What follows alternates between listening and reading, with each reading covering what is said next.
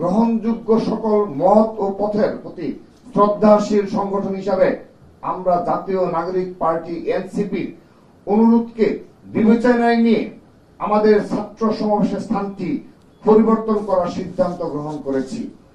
আমাদের 3 আগস্টের সমাবেশটি সেদিন শহীদ মিনারের পরিবর্তে শাহবাগে অনুষ্ঠিত হবে বলে বাংলাদেশ জাতীয়তাবাদী ছাত্রদল সিদ্ধান্ত গ্রহণ করেছে।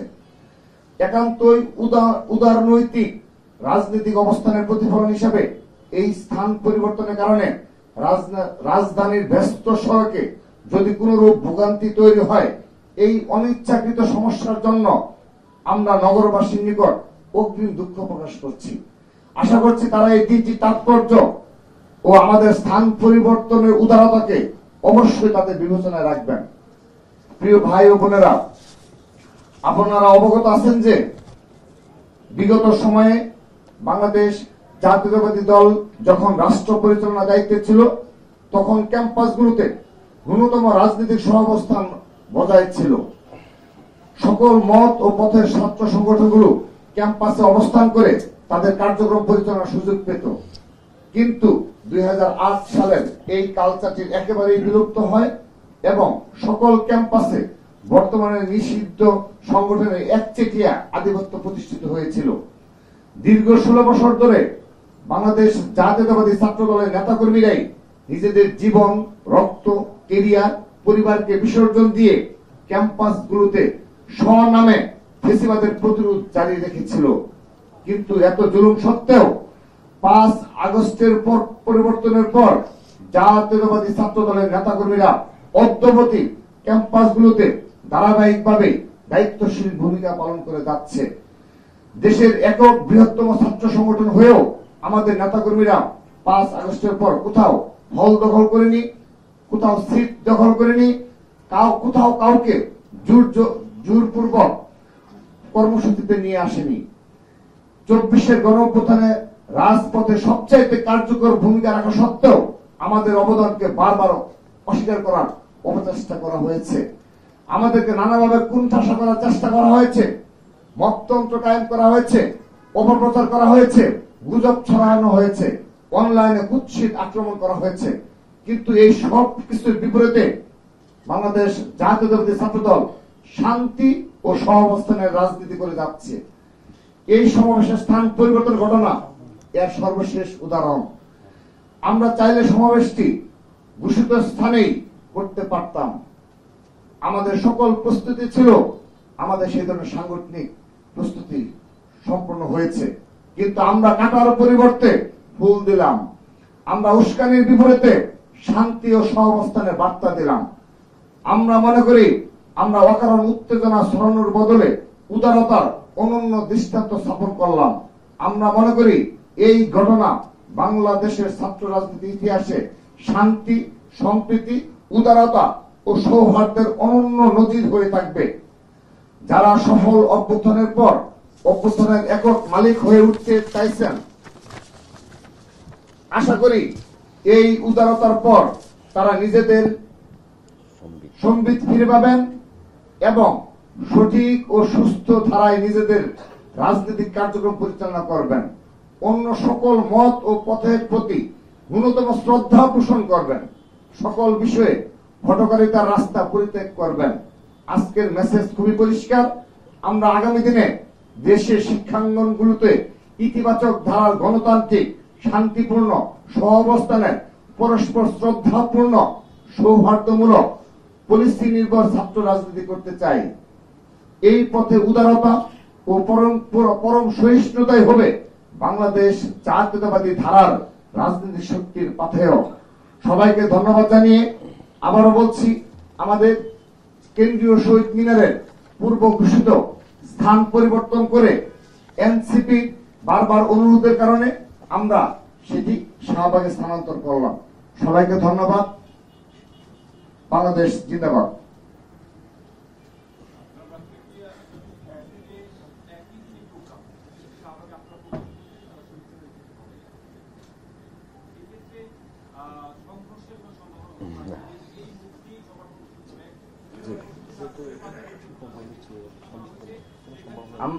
জি ধন্যবাদ। আমরা ইতিমধ্যে এই বিষয়টি স্পষ্টভাবে লিখিত বক্তব্যেই স্পষ্ট করেছি যে শান্তি ও সম্প্রীতির এক অনন্য নজির আমরা স্থাপন করলাম। আমরা তো ইচ্ছে করলে এখানে করার মতো সব ধরনের প্রস্তুতি আমাদের সে ধরনের ছিল, কিন্তু আমরা আমাদের পূর্ব নির্ধারিত সেই সিদ্ধান্তের পরিবর্তন করেছি। কিন্তু এখানে একটি বিষয় বলতে যাচ্ছি যে জনদুর্ভোগ হবে, এটি তো আমরা দায়ী নই। কারণ হলো আমাদের শহীদ মিনারে আমরা নিয়েছিলাম যে জনদুর্ভোগ যেন না হয়, এবং আমাদের যে লক্ষাধিক নেতাকর্মী আসবে তারা তো এই স্পেসগুলো মানে ভরে যাবে। তো যা হোক, এখন তো বাস্তবতা মেনে নিয়েই আমাদের শাহবাগে করতে হচ্ছে।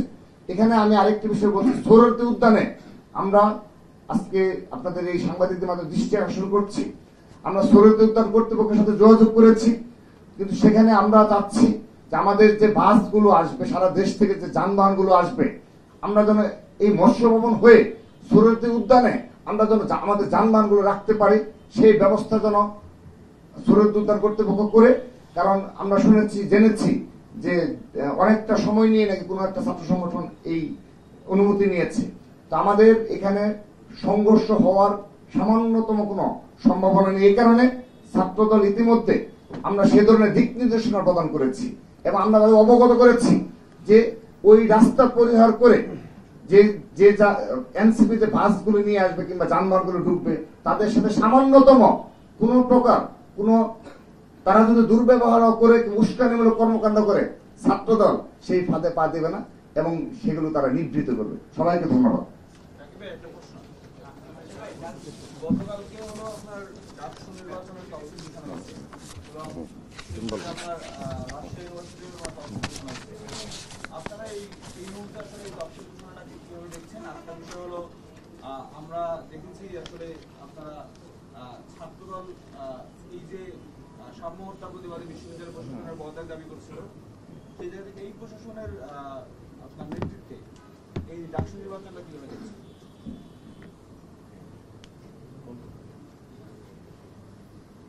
দেখুন, বাংলাদেশ জাতীয়তাবাদী ছাত্রদল এই 5 আগস্ট পরবর্তী সময়ে ঢাকা বিশ্ববিদ্যালয় ছাত্র সংসদ নির্বাচনের প্রস্তুতির বিষয়ে বিশ্ববিদ্যালয় যতগুলো মিটিং করেছে, আমরা ততগুলো মিটিং এ অত্যন্ত ইতিবাচক এবং প্রাণবন্তভাবে আমরা সেগুলো উপস্থিত ছিলাম।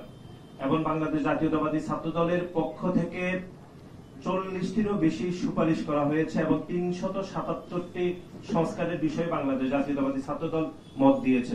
কিন্তু অত্যন্ত দুর্ভাগ্যজনকভাবে আমরা যেটি লক্ষ্য করলাম সেটি হচ্ছে এই 40টি সুপারিশের মধ্যে মাত্র 3 থেকে 4টি, তাও অন্য ছাত্র সংগঠনের সাথে এগুলো খুব কমন হয়েছিল, সেজন্য 3 থেকে 4টি সুপারিশ ঢাকা বিশ্ববিদ্যালয় কর্তৃপক্ষ এটি গৃহীত করেছে। আর আমাদের 377টি সুপারিশের বিপরীতে মাত্র 1 থেকে 1.5% সুপারিশ গৃহীত হয়েছিল। এর মধ্যে আপনারা জানেন যে ঢাকা বিশ্ববিদ্যালয়ের যিনি সভাপতি হন, তিনি দীর্ঘদিন ধরে এটি একটি অনির্বাচিত সভাপতি, চাইলে নির্বাচিত সংসদকে যে কোনো সময় বাতিল করতে পারেন বা বিলুপ্ত করতে পারেন। সেজন্য বাংলাদেশ জাতীয়তাবাদী ছাত্রদলের পক্ষ থেকে এই বিষয় সুস্পষ্ট আমাদের প্রস্তাবনা ছিল, অন্তত ঢাকা বিশ্ববিদ্যালয়ে যিনি সভাপতি হবেন তিনি যেন অবশ্যই নির্বাচিত হন। কিন্তু আমরা দেখলাম যে বাংলাদেশ জাতীয়তাবাদী ছাত্রদলের 40টিরও বেশি সুপারিশ থেকে মাত্র 3 থেকে 4টি এবং 377টি সংস্কার থেকে মাত্র 1 থেকে 1.5% সুপারিশ আসলে সংস্কারকে গৃহীত হয়েছে। এবং আপনারা জানেন যে বাংলাদেশ জাতীয়তাবাদী ছাত্রদল 5 তারিখের পর থেকে বিশ্ববিদ্যালয়কে লিখিতভাবে আমরা বারবার বলেছি যে যারা গণ অভ্যুত্থান চলমানের সময় খুনি হাসিনার পক্ষে যে সকল ছাত্রলীগের সন্ত্রাসীরা হামলা করেছে, তারপরে যারা গণ অভ্যুত্থানের বিপক্ষে অবস্থান করেছে তাদের বিচার প্রক্রিয়াকে অগ্রগতি করতে, কিন্তু আমরা এখনো পর্যন্ত বিচার প্রক্রিয়ার কোনো অগ্রগতি দেখিনি।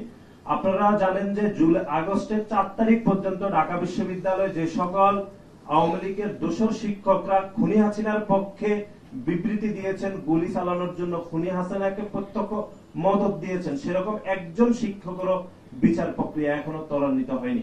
শুধু সেটি নয়, আপনারা দেখেছেন যে ঢাকা বিশ্ববিদ্যালয়ের রেজিস্ট্রার ভবনের জুলাইয়ের 4 তারিখ এবং আগস্টের 4 এবং 3 তারিখে খুনি হাসিনার পক্ষে যারা মিছিল করেছে এরকম একজন কর্মকর্তার বিচার প্রক্রিয়া ঢাকা বিশ্ববিদ্যালয় শুরু করতে পারেনি।